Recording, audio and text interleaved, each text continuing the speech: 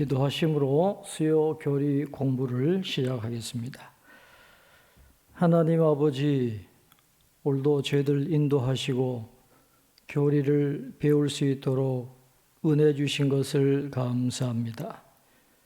교리를 배움으로 해서 우리의 생각이 자극을 받게 하시고 그것을 통하여 우리의 가치관이 변화되고 삶의 방식이 변화되는 은혜가 있게 해 주옵소서. 교리를 잘 배움으로 말미암아 하나님을 사랑하는 방식이 바뀌게 하시고 하나님을 섬기는 방식도 바뀔 수 있도록 도와주셔서 온전한 믿음의 삶을 살고 끝까지 사명을 감당해 나갈 수 있는 저희들이 될 수 있도록 축복해 주시옵소서.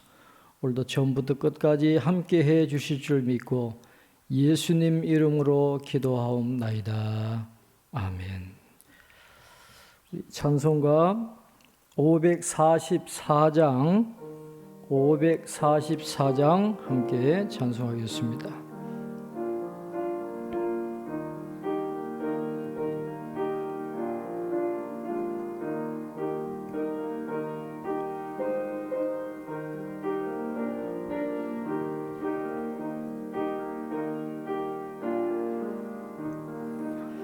울어도 못하네 눈물 많이 흘려도 겁을 없게 못하고 죄를 씻지 못하니 울어도 못하네 십자가에 달려서 예수 고난 당했네 나를 구원하시리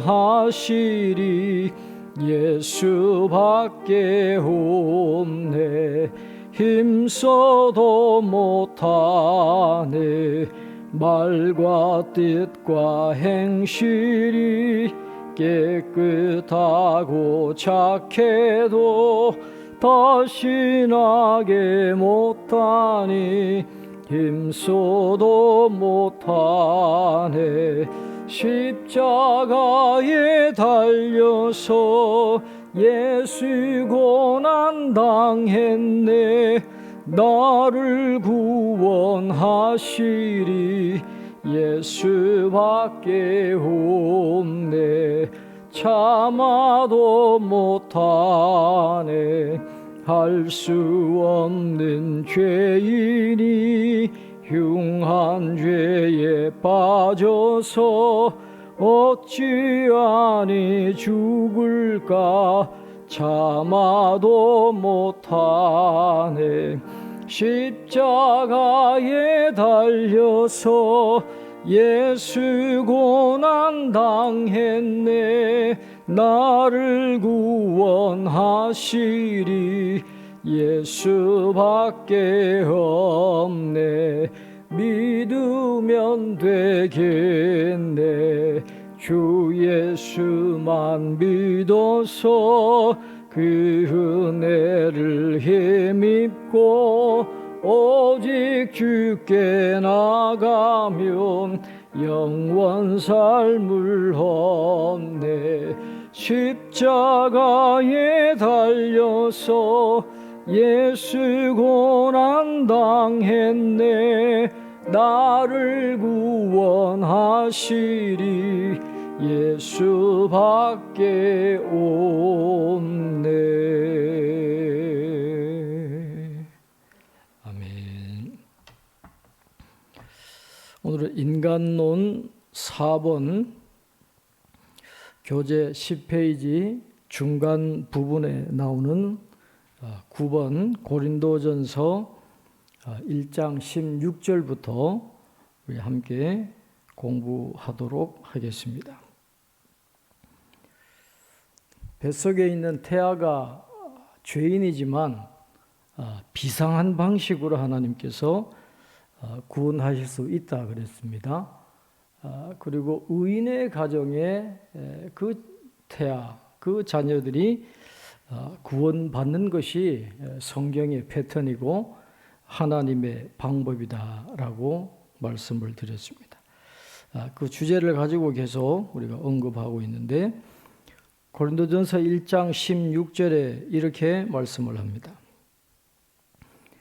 내가 또한 스데바나 집 사람에게 세례를 베풀었고 그 외에는 다른 누구에게 세례를 베풀었는지 알지 못하노라 그랬습니다.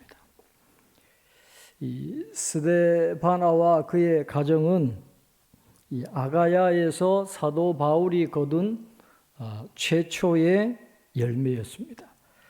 그 스데바나 집이라고 할 때 이 집이라고 하는 말, 이 오이콘이라고 하는 헬라어는 거처라는 뜻이 있는데 눈에 보이는 건물이라는 그런 뜻을 갖고 있습니다.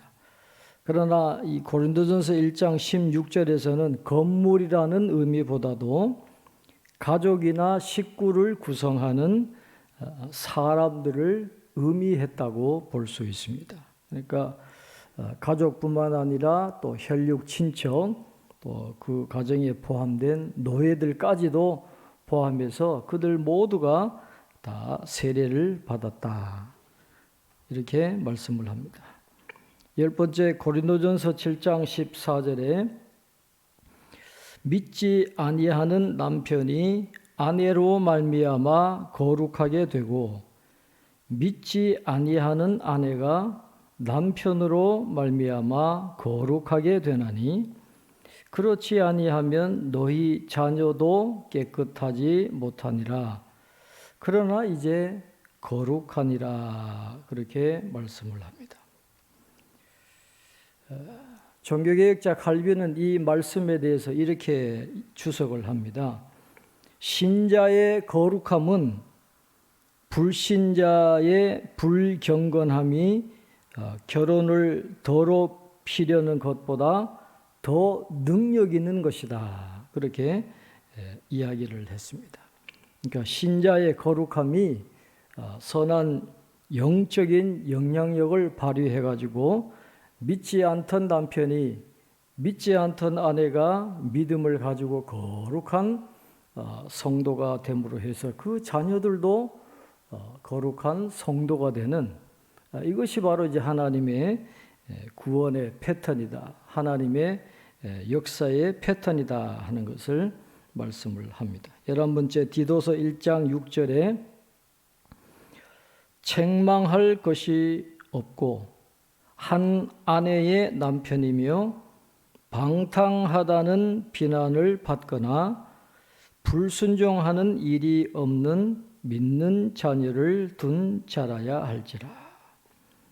이 디도서에 나오는 이 장로의 자격 조건을 이야기하면서 말합니다.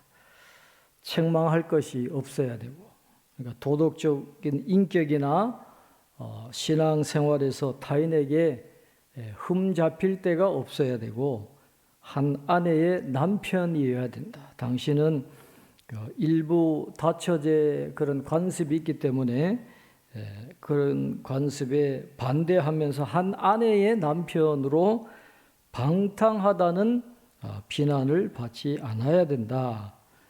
그렇게 말씀을 하고 있는 것입니다. 그 다음에 12번째 사무엘하 12장 23절에 지금은 죽었으니 내가 어찌 금식하랴 내가 다시 돌아오게 할 수 있느냐 나는 그에게로 가려니와 그는 내게로 돌아오지 아니하리라 하니라 그랬습니다.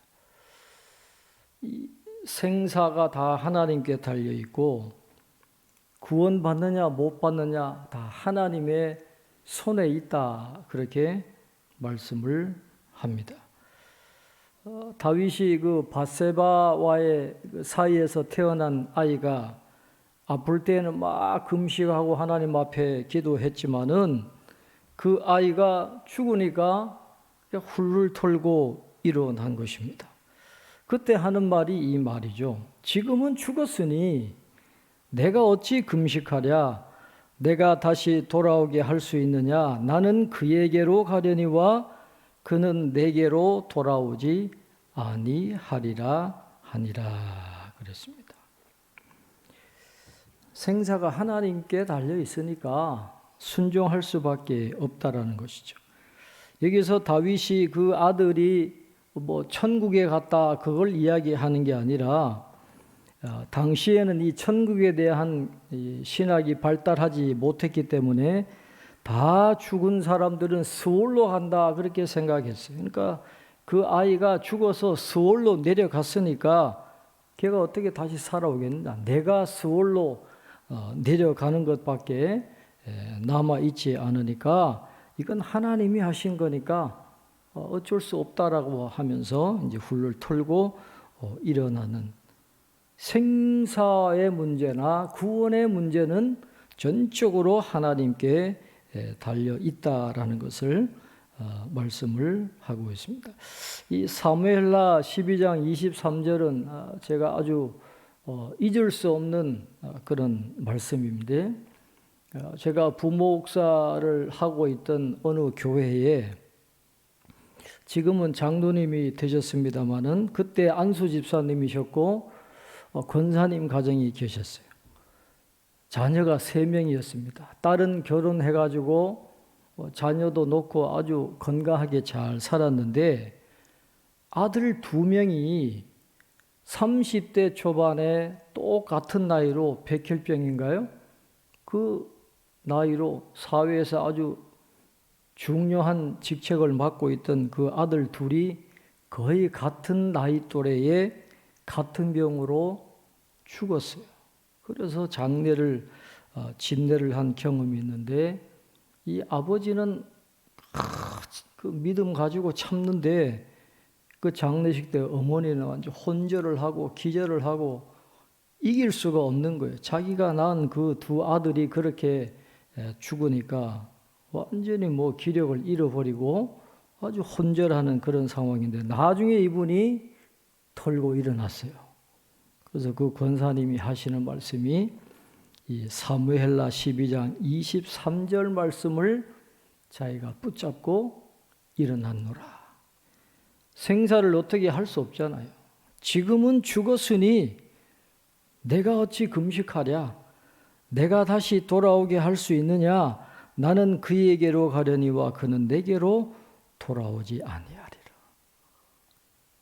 살아 돌아올 수 없는 그 자식들의 죽음, 그건 하나님의 그 주권에 있으니까 이분도 그걸 받아들이고 이 말씀을 붙들고 일어나는 그런 모습을 본 적이 있습니다. 생사와 구원은 하나님께 맡겨야 돼요. 하나님의 손에 있습니다. 그러나 의인의 가정의 자녀들은 구원해 주시는 것이 하나님의 패턴이다 하는 것을 우리가 지금까지 공부를 했습니다. 그 다음 4번째 주제, 죄의 정도가 있나요? 더 큰 죄가 있을까요? 법적인 죄책입니다. legal guilt, 법적인 죄책이 우리에게 있다는 것이죠. 하나님 앞에 법적인 책임 면에서 보면 아무리 작은 죄도 책임이 있습니다. 단 한 가지 죄도 그 결과는 사망입니다. 아담과 하와는 이것을 에덴 동산에서 배웠을 것입니다. 하나님 앞에서 법적인 책임 면에서 모든 죄는 똑같이 다 나쁘다라는 것을 우리는 기억을 해야 됩니다. legal guilt, 법적으로는 다 나쁜 겁니다. 창세기 2장 17절에 선악을 알게 하는 나무의 열매는 먹지 말라. 내가 먹는 날에는 반드시 죽으리라 하시니라 그랬습니다. 로마서 5장 16절에 또 이 선물은 범죄한 한 사람으로 말미암은 것과 같지 아니하니 심판은 한 사람으로 말미암아 정죄에 이르렀으나 은사는 많은 범죄로 말미암아 의롭다 하심의 이름이니라. 그렇게 말씀을 하고 있습니다. 이 로마서 5장 16절에서 바울은 이 범죄와 은혜의 기원과 그 위력의 차이에 대해서 이야기를 하고 있습니다. 범죄는 한 사람에서부터 비롯되었지만은 그러나 은혜는 이 사망이 왕노릇하는 데서 또는 범죄가 만연되어 있는 곳에서 비롯되었다. 그렇게 이야기합니다. 그래서 은혜의 기원과 그 위력이 범죄보다 훨씬 더 크다라는 사실을 강조를 하고 있는 것입니다.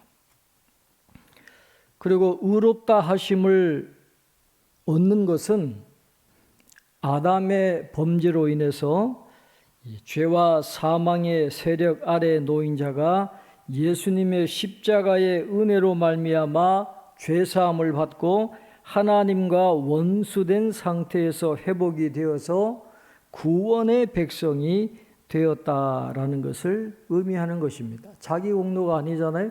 예수님의 십자가의 은혜로 말미암아 의롭다 하심을 받았기 때문에 그래서 선물이라 그랬습니다. 이 선물이라 그렇게 표현을 하고 있는 것입니다.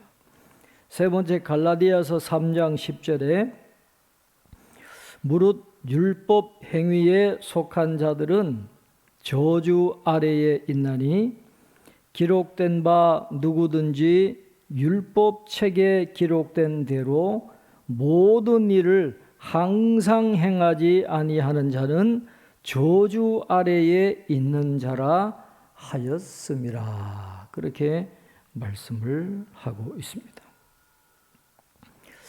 율법의 행위를 통해서 구원을 얻고자 하는 사람들은 오늘 갈라디아서 3장 10절 말씀처럼 모든 일을 항상 행해야 되는 거예요. 모든 율법을 항상 지켜야만 그 율법의 행위를 통해서 구원을 받을 수 있는데 과연 누가 그렇게 할 수 있겠냐라는 것이죠. 모든 일을 항상 행하지 아니하면 죄인입니다. 저주 아래 있다라는 것을 이야기하고 있는 것입니다. 네 번째 야고보서 2장 10절로 11절 동일한 말씀입니다. 누구든지 온 율법을 지키다가 그 하나를 범하면 모두 범한 자가 되나니 간음하지 말라 하시니가 또한 살인하지 말라 하셨은즉 내가 비록 간음하지 아니하여도 살인하면 율법을 범한 자가 되느니라. 그렇게 말씀을 하고 있는 것입니다.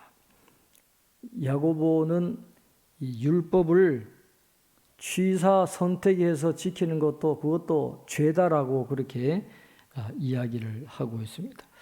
아마 이 야고보가 이 야고보 서신을 썼던 그 교회 사람들은 외모로 사람을 판단해가지고 가난한 사람들은 별로 취급을 안 하고 부자들 옷 잘 입고 오는 그런 사람들은 지나치게 대접을 해주는 그런 경향이 있었던 것 같아요.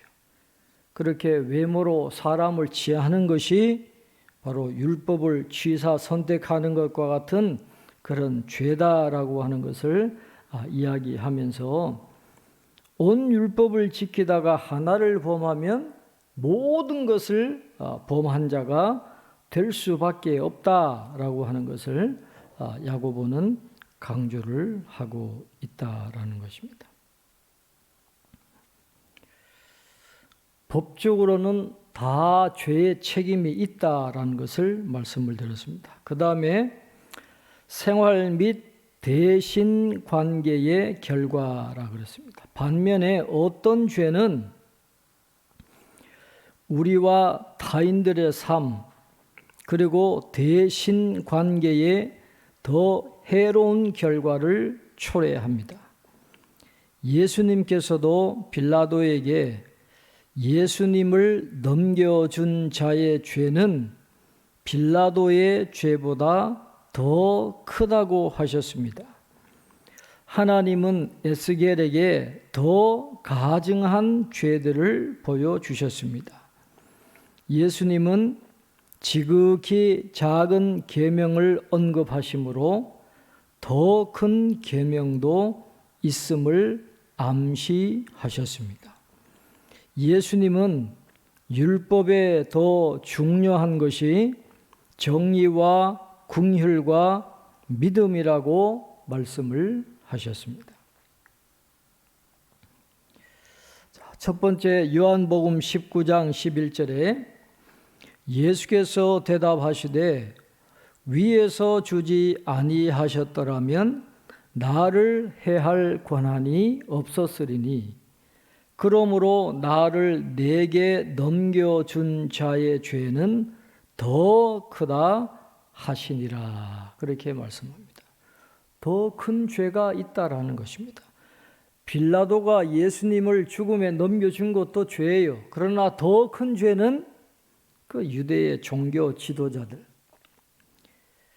그러니까 이 부패한 시대에 옳지 않은 종교 지도자들이 정권에 빌붙어 가지고 하나님의 진실한 종들을 핍박하게 되면 그것이 무엇보다 더 큰 죄악이다라는 것을 말씀을 하고 있습니다.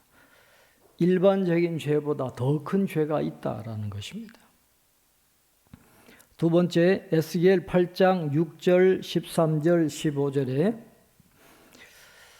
그가 또 내게 이르시되 인자야 이스라엘 족속이 행하는 일을 보느냐 그들이 여기에서 크게 가증한 일을 행하여 나로 내 성소를 멀리 떠나게 하느니라. 너는 다시 다른 큰 가증한 일을 보리라 하시더라. 또 내게 이르시되 너는 다시 그들이 행하는 바 다른 큰 가증한 일을 보리라 하시더라. 그가 또 내게 이르시되 인자야 내가 그것을 보았느냐 너는 또 이보다 더 큰 가증한 일을 보리라 하시더라. 그렇습니다. 여러분 이 성소가 어떤 곳입니까?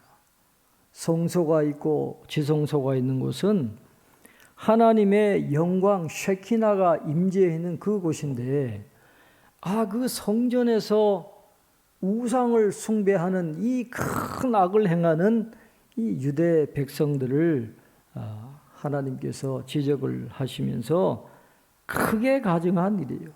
가증한 일보다도 더 크게 가증한 일들, 성소에서 우상을 숭배하는 그런 더 큰 죄가 있다라고 하는 것을 성경은 말씀을 합니다. 에스겔 8장 14절에 보면 여인들이 앉아서 단무스를 위해서 애곡하더라 그렇게 이야기를 했습니다. 이 단무스라고 하는 신은 봄에 식물을 성장하게 하고 이 결실하게 하는 그런 고대 바빌론 사람들이 숭배하던 그 우상인데 이걸 유대인들이 성전으로 갖고 와가지고 이 단무스를 숭배하는 이 말도 안 되는 우상 숭배하는 죄를 지으니까 하나님이 거기에 있지를 않으신 거예요. 성소를 멀리 떠나게 하는 죄의 결과 가장 큰 게 뭡니까? 하나님과의 단절이거든요. 우리가 의식하지 못해도 하나님과의 관계가 단절되는 것이 무엇보다도 큰 죄의 결과인데 이 이스라엘 백성들이 성소에서 그것도 우상을 숭배함으로 하나님을 떠나게 하시는 하나님과 단절되는 그 죄, 더 큰 가증한 죄가 있다라는 것을 에스겔서는 우리에게 가르쳐 주고 있습니다. 세 번째 마태복음 5장 19절에 그러므로 누구든지 이 계명 중에 지극히 작은 것 하나라도 버리고 또 그같이 사람을 가르치는 자는 천국에서 지극히 작다 일컬음을 받을 것이요 누구든지 이를 행하며 가르치는 자는 천국에서 크다 일컬음을 받으리라 그랬습니다. 이 계명 중에 지극히 작은 것 하나라도 버리면 그랬는데 예수님이 계명을 작다라고 표현하는 게 아닙니다. 바리새인들이 율법을 중요한 것과 중요하지 않은 것으로 나누어 놓은 그 바리새인들의 잘못된 율법관을 예수님이 지금 지적하고 계시는 것입니다.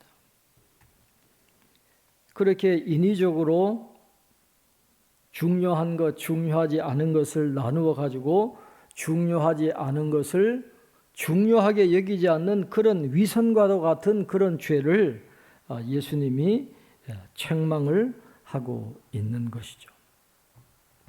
네 번째, 마태복음 23장 23절에 화 있을진저 외식하는 서기관들과 바리새인들이여 너희가 박하와 회향과 근체의 11조는 들이되 율법에 더 중한 바 정의와 긍휼과 믿음은 버렸도다. 그러나 이것도 행하고 저것도 버리지 말아야 할지니라. 그렇게 말씀을 하고 있습니다. 박하와 회향과 이 근체는 당시 그 팔레스타인에서 수확할 수 있는 굉장히 사소한 그런 식물들인데 바리새인들이 철저하게 11조를 들여가지고 이 사소한 수확물인 박하와 회향과 근체의 11조는 드렸지만은 그러나 율법에 더 중한 바라고 하는, 그건 지엽적이거나 사소한 일과는 대조되는 더 중심적이고 더 결정적인 일, 더 중요한 일인 율법의 정신이라고 할 수 있는 정의와 긍휼과 믿음은 버렸도다. 그렇게 말씀을 합니다. 더 중요한 게 있다라는 거죠. 그러니까 정의와 긍휼과 믿음을 저버리면서 박하와 회향과 근체의 11조를 드리면 그게 과연 하나님께서 기뻐 받으시는 11조겠느냐 하는 것을 이야기를 하고 있습니다. 더 크고 중한 게 있다라는 것을 암시하는 그런 말씀인 것이죠. 나와 남들에게 더 큰 해를 끼치는 죄, 하나님의 영광을 더 크게 가리는 죄가 더 큰 죄입니다. 더욱이 고의적으로 반복적으로 알면서 완악한 마음으로 짓는 죄는 무지하여 범한 죄, 반복하지 않는 죄, 선한 동기와 악한 동기가 섞인 죄, 후회와 회개가 따르는 죄보다 더 큰 죄라 그랬습니다. 첫 번째 레위기 4장 2절 13절 22절에 이스라엘 자손에게 말하여 이르라 누구든지 여호와의 계명 중 하나라도 그릇 범하였으되 만일 이스라엘 온 회중이 여호와의 계명 중 하나라도 부지 중에 범하여 허물이 있으나 스스로 깨닫지 못하다가 만일 족장이 그의 하나님 여호와의 계명 중 하나라도 부지 중에 범하여 허물이 있었는데 그렇게 말씀을 합니다. 여기서 계명이라는 말, 미츠오트라는 말, 이것을 그릇 범하면 이 말은 길을 잃다, 실수하다, 비틀거리다, 잘못 행하다 하는 그런 말에서 나온 말입니다. 그러니까 그릇 범한 죄란 죄를 죄로 깨닫지 못하고 지은 죄, 육신의 연약함 때문에 어쩔 수 없이 지은 죄, 서두르다가 실수해서 지은 죄라고 하는 그런 뜻이 내포되어 있습니다. 그래서 인간의 무지나 연약함이나 믿음의 부족함으로 생겨난 이런 부지 중에 행한 죄들은 속죄죄로 용서함을 받을 수가 있다라는 것이죠. 그러나 고의로 지은 오만한 마음으로 지은 그런 고범죄, 자범죄 이런 것들은 여기에 속하지 않습니다. 그릇 범한 죄나 부지 중에 범한 죄에 속하지 않아서 그건 형벌을 받아야 돼요. 그건 속죄죄로 용서받을 수 없었다라고 성경은 말씀을 하고 있습니다. 그러니까 용서받을 작은 죄도 있지만 더 큰 죄, 용서받지 못할 그런 죄가 분명히 있다라고 성경은 말씀을 하고 있는 것입니다. 두 번째, 레위기 5장 17절에 만일 누구든지 여호와의 계명 중 하나를 부지 중에 범하여도 허물이라 벌을 당할 것이니 그랬어요. 부지 중에 알지 못하고 깨닫지 못하고 죄를 죄인 줄 모르고 범했다 할지라도 그것도 허물이에요. 당연히 벌을 당할 수밖에 없다라고 말씀을 합니다. 세 번째, 민수기 15장 30절 본토인이든지 타국인이든지 고의로 무엇을 범하면 누구나 여호와를 비방하는 자니 그의 백성 중에서 끊어질 것이라 그렇게 말씀을 하고 있습니다. 고의로 무엇을 범하면, 이 고의로라고 하는 말은 높은 손으로 손을 높이 들다 하는 것입니다. 그러니까 의지를 가지고 공개적으로 하나님의 뜻과 권위에 적극적으로 대항하는 행동을 고의로 무엇을 범하면 이라는 말이 일컫고 있는 것입니다. 그래서 하나님 앞에서 교만해가지고 손을 높이 쳐들어 휘두르듯이 공개적으로 범하는 이 고의로 저지르는 죄악은 속죄죄로 용서함을 받을 수 없고 회중에서 그칠 수밖에 없는 멸망과 죽음에 처할 수밖에 없다라고 하는 것을 말씀을 하고 있습니다. 여호와를 비방하는 자니 그랬어요.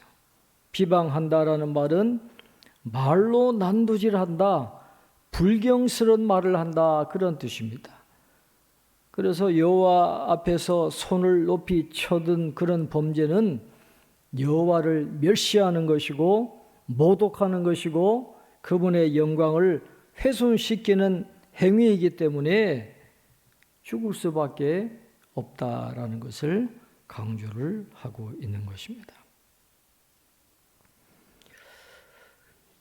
구체적인 예로 우리가 이웃의 자동차를 탐내는 것도 죄입니다. 마음속에 탐내는 것도 죄라 그랬습니다. 그러나 탐심 때문에 자동차를 훔치는 죄는 더 심각한 죄입니다. 자동차를 훔치는 과정에서 이웃과 싸웠다든지 차를 몰면서 다른 사람을 상해했다면 그것은 더욱더 큰 죄다라는 것이죠. 야고보서 3장 1절에 내 형제들아 너희는 선생된 우리가 더 큰 심판을 받을 줄 알고 선생이 많이 되지 말라. 선생된 우리가 더 큰 심판을 받을 줄 알고, 굉장히 두려운 말씀이죠. 이 선생님은 책임을 수반한 그런 은사를 받은 사람이기 때문에 그 선생의 사역을 성실히 수행을 해 나가야 되는 것입니다. 그에 상응하는 그 심판의 대가를 받아야 되기 때문에 그런데 선생이 많이 되지 말라 그렇게 이야기를 하고 있습니다. 왜냐하면 당시 이 야고보서를 받았던 그 독자들 중에 어떤 지위 향상에 지대한 관심을 가지고 어떤 식으로든 이 선생이라는 직업을 갖게 되면 권위를 갖게 되고 명성을 갖게 되니까 어떤 영성도 없고 어떤 도덕적이고 윤리적인 책임감도 없이 어떻게든 선생이 되려고 하는 그런 갈망에 빠져있던 그 사람들이 아마 초대교회에 많이 있었던 것 같아요. 그러니까 그 사람들에게 경고하는 겁니다. 너희들이 선생이 되려고 하지만 선생은 더 큰 심판을 받아야 한다라는 것을 잊지 말라 그렇게 경고하고 있는 것입니다. 더 큰 죄도 있고 더 큰 심판이 있다는 걸 알아야 됩니다. 두 번째 누가복음 12장 48절에 알지 못하고 맞을 일을 행한 종은 적게 맞으리라. 무릇 많이 받은 자에게는 많이 요구할 것이요 많이 맡은 자에게는 많이 달라 할 것이니라. 그렇게 말씀을 하고 있습니다. 주님의 뜻을 행하지 않는 자에게는 주님이 분명한 책임을 묻는다라는 것이죠. 알지 못하고 맞을 일을 행한 종은 적게 맞아요. 그러나 많이 받은 자에게는 많이 요구할 것이다 라고 그렇게 말씀을 하고 있습니다. 성경적으로 볼 때 아무리 작은 죄까지도 포함해서 모든 죄는 다 법적으로 책임이 있고 영원한 처벌을 받을 죄입니다. 아무리 큰 죄도 회개하고 그리스도를 믿으면 용서를 받습니다. 고린도전서 6장 9절부터 11절에 불의한 자가 하나님의 나라를 유업으로 받지 못할 줄을 알지 못하느냐. 미혹을 받지 말라. 음행하는 자나 우상 숭배하는 자나 간음하는 자나 탐색하는 자나 남색하는 자나 도적이나 탐욕을 부리는 자나 술 취하는 자나 모욕하는 자나 속여 빼앗는 자들은 하나님의 나라를 유업으로 받지 못하리라. 너희 중에 이와 같은 자들이 있더니 주 예수 그리스도의 이름과 우리 하나님의 성령 안에서 씻음과 거룩함과 의롭다 하심을 받았느니라. 그렇게 말씀을 하고 있습니다. 고린도전서 6장 9절부터 11절 말씀을 우리가 잘 살펴볼 필요가 있습니다. 성경이 말하는 죄는 행동이라기보다는 태도를 말합니다. 죄는 어떤 것입니까? 죄는 하나님을 우리 중심에서 내보내버리고 그 자리를 우리가 차지하는 겁니다. 원죄는 다른 모든 죄를 낳는 자기 숭배와 자기 의지다라고 하는 것입니다. 하나님 대신 스스로 삶의 중심을 꿰찬 우리는 하나님이 창조하신 것들로 하나님을 대체하려고 합니다. 그런데 인간의 마음은 항상 뭔가를 중심으로 돌아가게 되어 있습니다. 우리는 뭔가를 위해서 살아야 하는 존재입니다. 우리 인간에게는 궁극적인 가치를 부여할 뭔가가 반드시 필요하다라는 것이죠. 여러분, 예배에 해당하는 히브리어 중에 하나는 카보드라고 하는 단어인데, 이 카보드라고 하는 단어의 또 다른 뜻은 영광이라는 뜻이 있습니다. 문자적으로 이 카보드는 무게를 부여한다, 중요하게 여긴다 하는 그런 뜻을 갖고 있습니다. 뭔가를 예배한다라고 하는 것은 그것에 가장 큰 무게를 둔다 하는 그런 의미를 갖고 있습니다. 하나님께 반역을 저지른 인간은 하나님 외의 것을 예배하게 되어 있어요. 이런 예배는 다양한 모습으로 나타나는데 고린도전서 6장 9절로 11절 말씀처럼 기만으로 나타나기도 하고 자랑으로 나타나기도 하고 탐욕으로 나타나기도 하고 부모에 대해서 불순종하는 것으로 나타나기도 하고 성적인 욕구로 나타나기도 하고 비방으로 나타나기도 하고 언약을 깨뜨리는 것과 같은 그런 다양한 모습으로 나타나게 되어 있다라고 하는 것입니다. 이 모든 것이 다 하나님을 중심에서 몰아내버린 인간의 죄로부터 시작된다라는 것을 이야기하면서 모든 죄는 다 법적으로 책임이 있습니다. 그래서 모든 사람은 다 죄인이라는 것을 말씀을 하고 있는데 그러나 용서받을 길이 있다는 거예요. 우리가 다 죄책이 있고 하나님 앞에 반역한 죄인이지만은 그러나 죄를 용서받을 수 있는 길이 있는데 그래서 고린도전서 6장 11절에 이렇게 말씀합니다.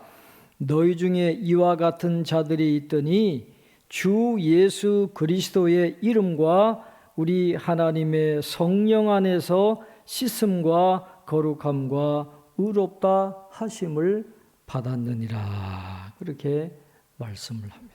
그래서 우리가 죄인이라는 것을 철저하게 깨달으면 깨달을수록 하나님의 은혜가 얼마나 큰 것인가를 우리가 다시 한번 깨닫게 되는데 이 인간론, 인간의 그 한계와 인간의 죄성을 우리가 다시 한번 잘 공부하면서 우리가 하나님의 큰 은혜를 받고 있다라는 것과 우리가 계속해서 죄를 짓지만 그때마다 하나님 앞에 회개하고 용서를 구하면 하나님은 우리를 용서해 주신다고 하는 이런 진리를 우리가 다시 한번 생각하면서 끝까지 믿음의 길을 잘 걸어갈 수 있는 저와 여러분이 될 수 있기를 바랍니다. 오늘은 여기까지 공부를 하도록 하겠습니다. 기도하겠습니다. 하나님 아버지, 오늘도 수요 교리 공부를 통해서 우리가 얼마나 큰 죄인인가를 다시 한번 깨닫게 해 주시고 우리 죄인인 인간에게는 구주가 필요한 것을 다시 한번 철저하게 깨닫게 해 주신 것을 감사합니다. 연약한 저희들 항상 죄인임을 인정하고 고백하며 회개함으로 하나님 앞에 나갈 때 하나님께서 언제나 우리를 용서해 주시고 새롭게 해 주시고 또 새롭게 믿음의 길을 걸어갈 수 있는 힘과 용기와 은혜를 주신다는 것을 기억하고 늘 믿음 안에서 승리하는 삶을 살아갈 수 있는 저희들 다 될 수 있도록 축복해 주시옵소서. 교리를 잘 배울 수 있도록 도와주셔서 우리의 지성이 잘 훈련을 받고 우리의 생각이 바뀌고 삶이 바뀌고 가치관이 바뀌고 믿음의 행동이 바뀌는 온전한 은혜를 누리며 살아가는 저희들 다 될 수 있도록 축복해 주시옵소서. 감사하옵고 예수님 이름으로 기도하옵나이다. 아멘.